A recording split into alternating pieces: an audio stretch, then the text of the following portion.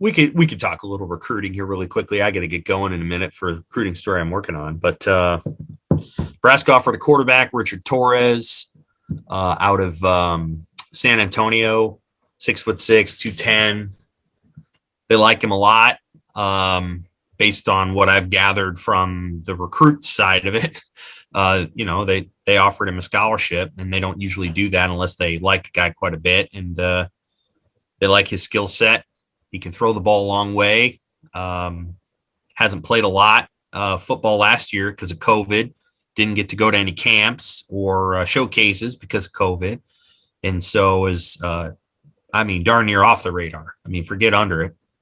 A guy that only has one other offer, and that's from the hometown team, Texas San Antonio. So that'll be something to watch. I think Ernest Hausman, the athlete out of Columbus High School, Dirk's alma mater, is probably going to be committing here relatively soon, and I think Nebraska's got a good chance of getting him.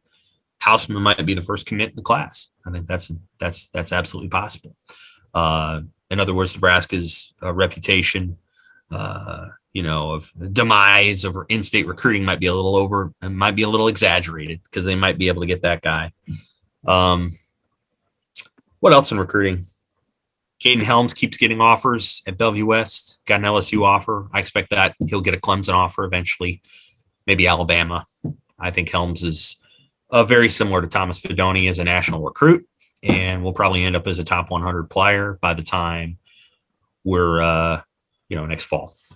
How about this? Like, it sounds like we know the NCAA has the recruiting dead period through May, but it sounds like there are some programs, and maybe Nebraska will be one, that will start to urge recruits to come up on their own, maybe to buy a ticket to the spring game if there are fans allowed in some capacity.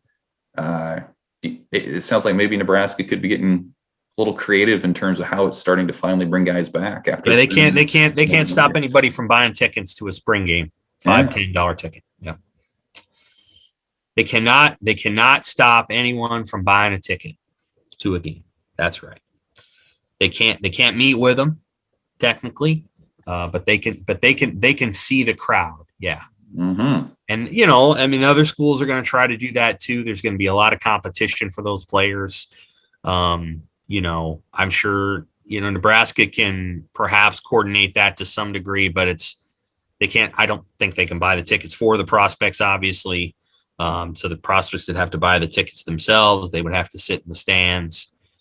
They wouldn't be able to, tour the facilities on like an unofficial visit, I don't think.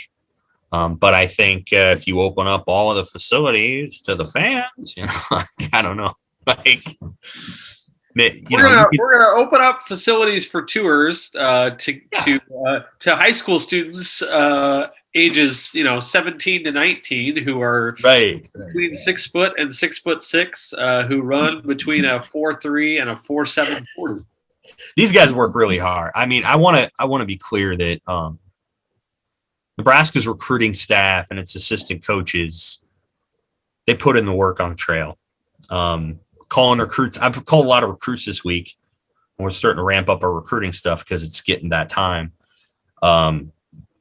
Nebraska works really hard.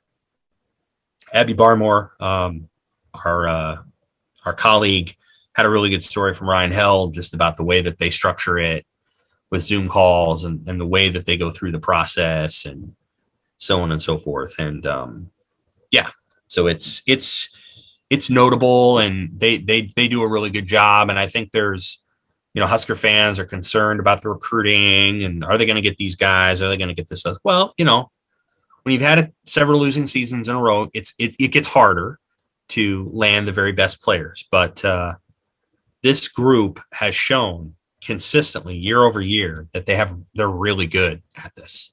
So their process is good, their structure is good, their organization is good, their sales pitch is good. They might lose out on a guy or two because they're not winning. Because there are kids that are like, I want to see it now. I want to see it before I join it. And so it could be a little challenging before the season begins to convince guys to necessarily jump into the class. So